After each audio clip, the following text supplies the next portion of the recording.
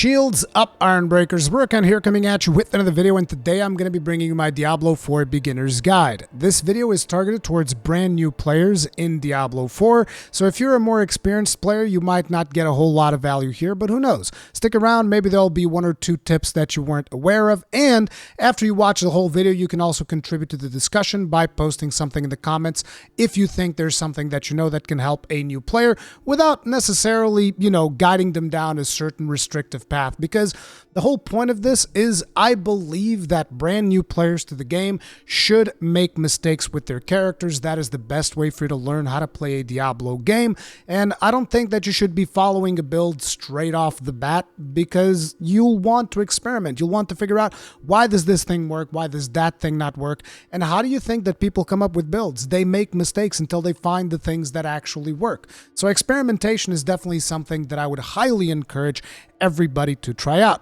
So let's get things started by talking about character classes. This is something that I actually get asked a lot in my stream, which is one of the reasons why I want to address it right off the top of the video. A lot of people ask me, Rurikhan, can you tell me which class I should pick as someone who is a brand newcomer to Diablo 4? And in my opinion, what you should be doing is just pick whatever seems fun to you. I mean, you have the barbarians, which are obviously going to be more around melee damage. They're going to be focusing on being up close and personal with the enemies and doing special attacks that are all around melee. You have the necromancer, which is a spellcaster that can also have minions if you so choose. It can also be played without minions. As a matter of fact, I believe some of the most efficient ways of playing necromancer is without minions, which is why I'm playing with minions, because I'm an idiot. But, necromancer, he's got minions, he's got undead spells, bone spells, blood spells, shadow spells, all of that type of jazz. You have the sorcerer, which is another spellcaster. But the sorcerer, unlike the necromancer, focuses much more on elemental spells. So you want your fireballs, your lightning casts, your frozen orbs, all of that good stuff. That's what the sorcerer is for. With the rogue, you're going to be a swashbuckler type character. You got your double daggers, you got your dual wielding, and you even have bows. So you have both option of playing melee or range. It also has medium range type of gameplay with some throwing knives and stuff like that. It's got traps. It's got all the things that a rogue is expected to have. And then you have the druid. The druid also has a couple of pets, kind of like the necromancer, even though necromancer specializes, not really specialized, but has the option to be a lot more powerful in terms of how many pets it can have. The druid can also have a couple of companions to help him out. Druid also has kind of two choices that you get to pick between, or you can do a mix of both, which involve shape-shifting, him transforming into either a wolf or a bear, and then you can also have some spell casting in the form of thunderstorms, hurricanes, more like nature type spell casting, if that makes sense. These are your 5 classes, and whenever somebody asks me which one is the most beginner friendly, my answer is always all of these classes are beginner friendly. All of them can be played, as far as I'm aware, at least at a reasonable pace in endgame. Some of them are naturally going to be better than others, but even I don't know which ones are the better ones, because quite simply, I don't care that much about that stuff. And really, if you're a brand newcomer to the franchise, you should focus more on being I like the fantasy of the druid, I'm going to play a druid, because that's how you're going to have the most fun. Because let me tell you, as someone who's played a lot of RPGs and MMORPGs, because at the end of the day, Diablo 4 is kind of like an MMORPG light, one of the most important things for you to have fun in the long term, because let's face it, that is the purpose of playing video games. I feel like sometimes we tend to lose track of that. We just go down this path of I need to make sure that I play the most optimal thing in existence. And you kind of forget that but is the most optimal thing fun? And having fun should be the key aspect. Playing a class that reflects the fantasy that you want to experience in the world of Diablo 4, at least for your story playthrough, should definitely be something that you do. Even if then later down the line you're going to be changing classes. Because here's another important aspect that people tend to forget, or maybe people just are not aware, and that is the fact that right now, at launch, we are in something that is called the Eternal Realm, which you can see right here on the right-hand side. All of my characters are in the Eternal Realm. When seasons come out, they're going to come out with a season realm. You're not going to be able to bring the character that you make right now into the season realm. The season journey is going to involve you making a brand new character. So your fresh character, you should use it as a learning experience. How do the game mechanics work? How do, which skills do I like? Which skills don't I like? Experiment with it. Play with it and decide, you know, the things that you like and the things that you don't like, so that when season 1 comes out, you then choose, no, I want this character because I like this character and I'm going to do this build, and that is going to be the more efficient way of doing things. Again, remember, when seasons come out, you're going to be expected to create a brand new character to take advantage of seasonal content, even though some things will also be coming to the Eternal Realms. So like, for instance, whenever Blizzard adds new items and stuff like that, they've mentioned that new legendaries will come to the Eternal Realm as well, so you can keep playing with your Eternal Realm characters. But a lot of the seasonal content is going to be about you playing a brand new character. So don't stress too much about which character you're going to be making. It's not really that important. Now, another aspect of your journey, and this is going to be something that you are going to have to be the ones to decide if that is something that you want to do or not, is going to be, do you want to play a softcore character or a hardcore character? Now, personally, I'm playing a softcore character because I want to experience the game and I don't want to like stress out about dying and all of these things. But if you are curious about what hardcore characters are, and let me tell you something, if you're planning on exclusively playing Diablo 4 for a long period of time, hardcore character might actually be what I would end up doing. The thing is, I need to cover a wide variety of video games and I can't afford to just spend all of my time playing Diablo 4. But hardcore basically means whenever your character dies, he's dead. And some people might like, I mean, what's the point of that? I mean, Diablo's always had that, hardcore characters. And the reason why people do it is the adrenaline. There's always a chance of you dying and you lose all your progress and you have to start over. So that's kind of like the appeal of hardcore. So it comes with a little bit of prestige, so to say, because you can be like, oh man, I reached level 80 something in hardcore. As a matter of fact, there's even a race, but most likely if you're starting to play after this video comes out, you're not really engaged in that race. There's a race for whatever 1,000 players first reach level 100. They all get to have their name carved on a statue of Lilith, which is pretty cool, even though I feel like that should have been something that they did for Season 1, but that's neither here nor there. Anyway, hardcore is going to be another option that you have. If you're really into the whole aspect of, oh my god, I can die at any minute and lose everything, it's a really fun option. But, you know, if you're a brand new player, I would recommend going softcore until you understand the systems of the game a little bit better. That will then allow you to survive things a little bit better. Now, let's jump into the game with my Necromancer so that I can tell you guys a couple of more things about how the game works and the different mechanics that we have.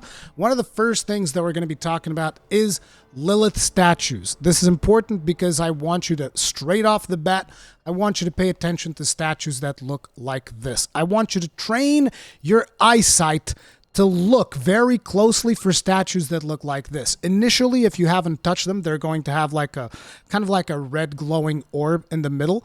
These are altars of Lilith, and you'll want to click on all of these. Now, naturally, you're going to reach a point within your playthrough. If you want to really min-max your character, you're probably going to look up online the locations of all the altars of Lilith, and you're going to, you know, just go about it that way. My recommendation is hold off on doing that at least until the beginning of Act 4, which I believe is when you get your mount. You can see that I still don't have a mount at this point because I've been playing the game very much at a leisurely pace. But pay close attention to this and make sure that you always try to look for this pattern in places. Particularly, let's say, if you see a location in the map that looks, let me try and find a good example here. Like you see little nooks and crannies like you see here. Like usually around edges and stuff like that, that is where you'll usually find some of these statues. Sometimes there'll be like a jumping spot or something, and you'll notice that like, oh, there's a little nook there. Maybe I should check it out. Maybe you look at the map and you're like, oh, there's probably nothing there. There might be an altar of Lilith there. So always keep those things in mind and pay close attention to these statues. They're going to be very important. Now, as you play through the game, you're going to unveil a bunch of activities that you get to go and do, like this symbol right here means dungeons. Usually dungeons will have a special reward called an aspect, which I will touch on a little bit later. But these are basically legendary things that you get to apply to your items. And it's actually really good because some of them can be significantly powerful, like this one. I don't know if this one's powerful or not because I don't play rogue, but your grenade skills count as a trap. Whenever you arm a trap or drop grenades, you gain 10% movement speed for 3 seconds. You basically, once you complete this dungeon, you'll get to apply this onto an item. And I'll explain how a little bit further ahead. and you'll become a little bit more powerful. So that's kind of like the purpose of doing dungeons. Besides dungeons, you'll also encounter like side quests. These little blue things here are going to be side quests. This is another side quest. You'll want to do these give you rewards, and they also give you something called renown, which we're going to be talking about in just a couple of minutes here. But yeah, there's going to be a wide diversity of activities throughout the map. There's also going to be world events, which give you a special currency. These are like these little orange glowy things that pop up on the map. When you see those, you'll want to engage in those as well, and I'll explain why a little bit later. But basically, whenever you do things out in the world, like these dungeons, altars of Lilith, some of these side quests that you have here, and sometimes even some these things called fortresses? I forget what they're called. Strongholds. Whenever you do these things called strongholds, which have the symbol that you see right here on the bottom left-hand side, strongholds, renown value 100, whenever you do those, which are like these big, think of them almost like camps that you have in other video games and open world games. You go in there, take over the camp, and you win. Whenever you do those, you also unlock additional portals and stuff like that, and you gain renown. So doing all of these activities, like I said, collecting waypoints, getting strongholds, doing side quests, discovering new areas, simply exploring the map, side dungeons, altars of Lilith, they're going to give you bonuses, and these bonuses are basically going to give you renown. You can see total renown earned 1,615, and this renown is going to give you different bonuses depending on the region. Well, it's pretty much the same bonus for every region actually, but they're going to give you bonuses per region. And as you can see here, first time that you do it, you get an additional skill point, then you're going to get more potion capacity, then you're going to get another skill point. Eventually, they're also going to give you max obols, which I'll talk about later. It's a currency that you get in the game. And the very final one is going to give you 4 Paragon points, which is actually something that is very important for endgame. Now, these things are going to be locked behind something called World Tier, which is essentially the difficulty that you are playing the game in. But what you'll want to be doing is, if you're playing on World Tier 1, I believe you gain access to the first 2 levels, so you'll at least want to do those so that you get an additional skill point and 1 potion capacity. You'll basically be unlocking these by just playing the game and doing side quests here and there. But later down the line, it's going to be important for you to unlock everything so that you get all of these bonuses for skills and stuff like that, because that is going to be something that is going to affect the power of your character. As you can see, I've currently unlocked 4 regions. There are more regions to unlock. I haven't been playing I haven't finished the game. I'm taking my time with it. But renown is something that is going to be very important. Although you don't have to focus on it too much. If you see a quest that looks interesting, you'll want to do that, and you'll definitely want to do dungeons that have things that might give you powerful skills for your character, like, for instance, in Druid here, critical strikes with Shred deal 20% of damage dealt as lightning damage to the target and surrounding enemies. So this basically makes a single target ability become an AoE ability whenever you critical strike, and it also deals lightning damage, which can then be affected by other things that deal lightning damage. So doing dungeons like this that give you aspects that you're interested in is going to be something that you'll definitely be wanting to do, but just do those at your pace and don't stress out about it too much, because there's going to be plenty of time for you to min-max your character if you're a brand new player. Now, let's go ahead and check out the town, because it is going to be important for you to understand how town works. At the beginning of the game, you have like this prologue section, so you're not going to have all of these things that I have unlocked in the world and whatnot. It's going to be much more focused in just getting you to understand the beginning of the story and all that. So at the beginning of the game, don't stress too much with all this stuff, but eventually you're going to get to this town, which is Kyovashad, and that's when things really unlock, right? This is when you start gaining access to all of the open world and all of these different things. And things might get a little bit overwhelming. You might be wondering, holy crap, what the hell am I supposed to do now? And basically the whole idea is you play the game however you see fit. If you see here, you're going to have your journal. You can always keep following the main story, which is marked by yellow, and then you have all of these side quests that you can pick up along the way for doing a bunch of different activities. And there's another one that you can't really see here, because I currently don't have one to do, but you'll notice that there's a third separator that I can't select right now in the middle. So the yellow one is your main campaign, the blue one is your side quests, the one in the middle is actually very important. You'll need to check up if you have any quests there, because these are usually features important to the game. So for instance, when it comes to unlocking the jewel crafter over here, rings and amulets, the jeweler, you're going to probably get a quest that is going to take you there so that you unlock this feature.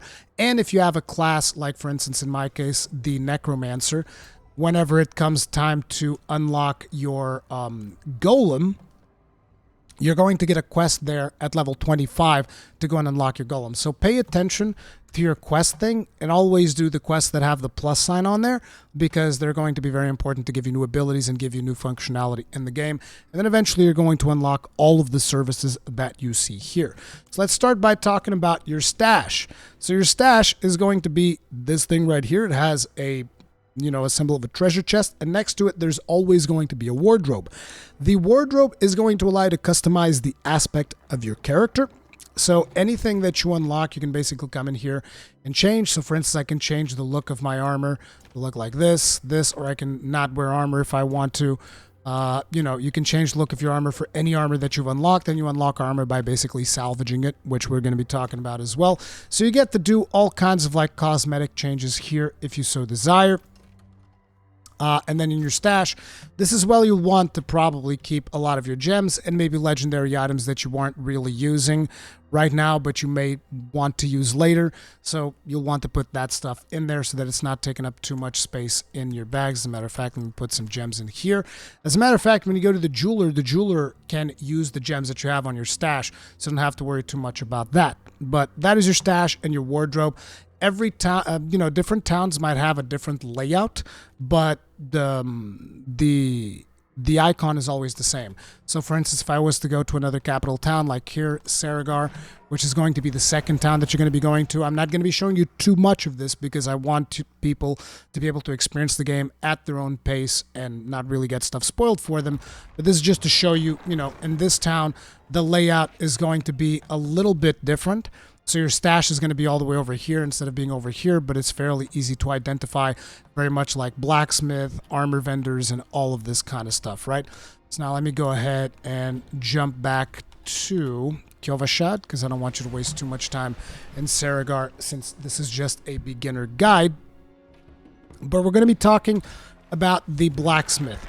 So as you play through the game, you're going to get drops of varying qualities, and some of those you're going to be equipping because it's going to be the equipment that you're going to be using for your character, right? You have all of this gear that you can get, and the gear that you don't get, initially what you're going to want to do is to come over to the blacksmith and salvage it.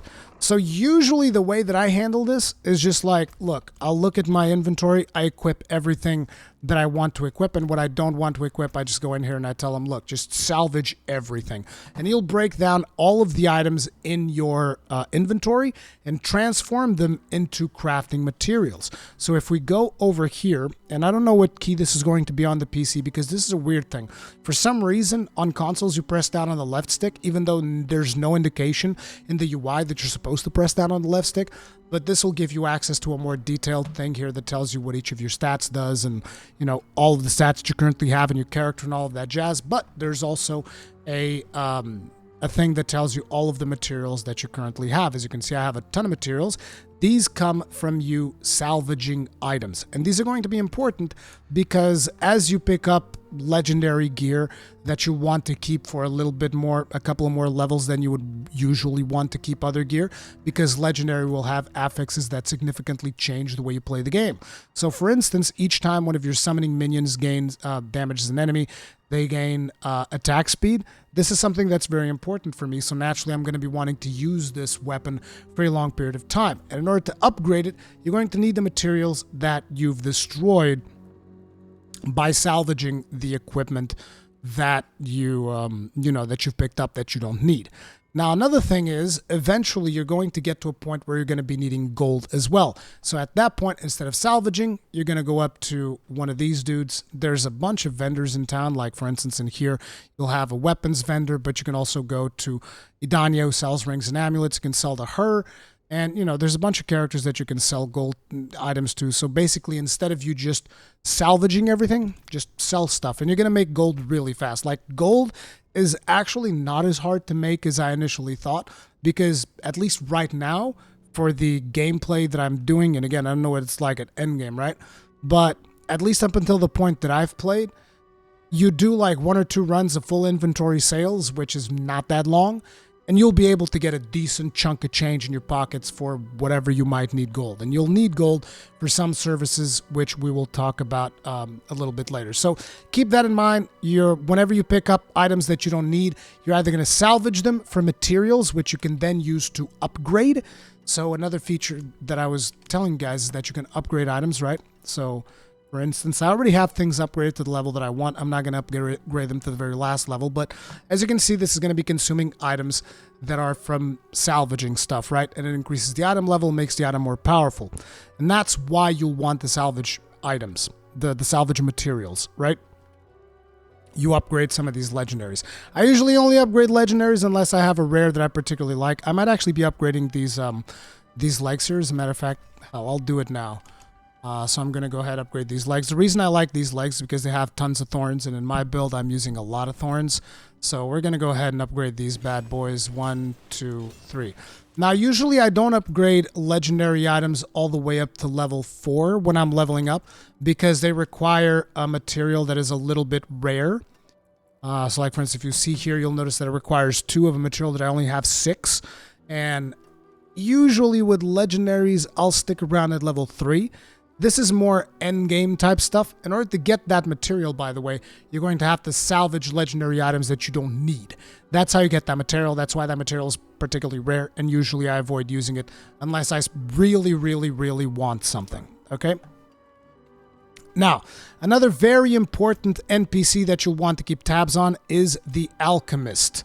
Why is the Alchemist important? Because the Alchemist is going to be where you get to upgrade your healing potions. As a matter of fact, I can do an upgrade on my healing potions. I've neglected to do the level 45 one. But basically, your healing potions start out as weak healing potions, which only heal a certain amount. Then at level 10, you get to upgrade them to heal more. At level 20, you upgrade them to heal even more. Level 30, and so on and so forth. So you'll want to basically keep up with these potion upgrades, because, you know, you're not going to want to be level 40 still using a weak healing potion, because you're going to be having a bad time. It's not going to heal almost anything. So keep that in mind. Try to make sure to always come back to the Alchemist. You'll also be able to craft elixirs that give you bonus EXP and buffs. You don't need to do this if you don't want to. This is mostly for people that really want to enhance their player experience. Like, I'm level 50, I've never felt the need to use an elixir because I'm not min-maxing to that extent. But hey, if you're playing hardcore, maybe you're like, oh dude, 300 armor? Sounds great. More thorns? Sounds great. These are going to use materials that you're going to be collecting by just playing the game, so you don't have to stress too much about that. You can also refine resources. This allows you to exchange certain resources into a different resource that you might need for a specific potion or something along those lines. And you can also craft incense, which I don't even know what this... Oh, this is like an AoE buff for other players. So, you know, basically buffs and healing Alchemist, very important thing. You'll also notice this icon here, healer. You can basically at any point whenever you come to a town, you can talk to the healer, you get fully healed, and it refills all of your potions. So if you're in a dungeon, you're running low on potions, you feel like you want to get some potions, you can teleport back to town by pressing down on D-pad, which uses your teleport. Comes to town, and then you can jump back to wherever you happen to have been through using your... by clicking the portal here. That's another thing. Let's say, for instance, you're in a dungeon somewhere, which is not going to be the case here, but I'm going to be teleporting to somewhere in the map to tell you guys how to do town portal. But let's say you're in a dungeon somewhere, you're fighting monsters, and you're like, oh crap, I'm low on resources, or my inventory is full, I'm going to have to start dropping things into the ground. No. At any moment, so long as you're not in combat, I mean, hell, even in combat, right? Like, imagine that I was in the dungeon right now, and you're like, oh crap, my inventory's full, or for some reason I need to take a break, whatever. Just press down on the D-pad, your character's going to teleport to the city, and once you get to the city, there will be a portal there that will take you back to where you were. So you come to the city, you do your business, doesn't matter what it is that you need to get done, either break some items, sell some items, do whatever you want. And then when you're done, hit the portal again, it's going to teleport you right back to where you were. It's a very basic feature. Town portal. This has been in pretty much every Diablo game. Now, let's talk about a couple more functionalities that you have in the city. Assuming those wolves don't stop my teleport, which they didn't, thank God. We're going to be talking about the jewel crafter next. So as you play through the game, you're going to be acquiring jewels. You can see that I have some jewels socketed into my gear here. These jewels are giving me thorns. I'm trying to do a thorns build. I know some people are going to look at this, give me the side eye. Thorns Necromancer Rurikhan? Yes, Thorns Necromancer. Friggin' deal with it. But anyways, you're going to be picking up jewels as you play through the game. Like I said, usually I just put all of those in my stash. Jewels are going to be for you to use with socketed items. You will also be able to add sockets to certain items if that is something that you want to do. But these are things that you usually only want to concern yourself with, you know, closer to endgame. But each jewel is going to have a different effect depending on whether you put it in a weapon, armor, or in a, you know, like a piece of jewelry, like a ring or a necklace or something like that, right? So you just pick whatever effect you want from whatever jewel you want. You can put it wherever you want, right? Now, the jeweler is going to add a couple more functions to that. Namely, you're going to be able to upgrade your gems. I haven't been doing a lot of gem upgrading, to be honest. I've been slacking on that because, again, these are systems you only really need to interact with closer to endgame. Like, they'll improve your performance for sure, but it's not really super mandatory. But like I said, you can craft gems from your from your stash. So for instance, if I want to craft an amethyst, it is going to basically use 3 of this smaller version of the amethyst that I have, and that will craft like a regular amethyst. And as you can see right there, it's also going to cost some gold, and that is going to be one of the things that you'll want to use with gold. You can also do unsocket. Now, it's important to mention that while you can unsocket things, so say for instance, I want to get this gem, if you salvage an item, you get the gem back for free. So if I was to need to unsocket these legs, most likely I would just disenchant them, and then I would get the unsocket for free. I wouldn't have to actually spend money. Unsocket is mostly used if you want to remove a gemstone to place a different one in that item. So you want to get the gemstones without breaking the item down. Then there's also the possibility of adding sockets. This is going to most likely require some pretty beefy materials though. So as you can see here, this costs 60,000 and uses a material that I don't even have, a scattered prism. I don't even know what the hell. It's often found in very, very large bodies such as world bosses. Okay, so you'll need a world boss if you want to add a socket to a legendary item. But you know, you'll be able to add sockets to legendary items if that is something that you want to do. And you can also upgrade items. Now, this works very much like the armor upgrade system. Let's say, for instance, I happen to really like one of these. I don't actually really like that many of these. But let's say I really like this ring. I can go ahead and I can upgrade it. Use the same materials that you usually get from salvaging things, which is why it's so important to salvage things early on and then sell them when you need money, but still try to keep salvaging things so that you can keep upgrading items that you really, really like. But yeah, the jeweler essentially does the same thing as the armorsmith, except it does it for cutting gems as well as upgrading jewelry, right? That's a jeweler. And then we have something that I've told you guys about earlier, which is aspects. I told you about how you can do these dungeons and you get these special aspects. Now, there is a codex that keeps track of all of the aspects that you currently have. These aspects can be reused as much as you want, so long as you have the materials to reuse them. So for instance, I have this one right here. Aspect of reanimation, your skeletons gain increased damage while alive, up to 20% after 10 seconds. So let's say I want to apply that to my pants, because I have some pretty good pants. I could go up to the occultist, and then I choose item. It says right there, you go to the option imprint aspect. There's other options which we'll talk about as well. But you go to imprint aspect and you go like, okay, I want to imprint on my legs or even in my chest, wherever really. Navigating this UI with the controller is a little bit annoying. But I'll want to imprint something in my pants. You go to Codex of Power there. And then in here, you can also hit down on the right stick. There's going to be a different option on PC because it's mouse and keyboard, right?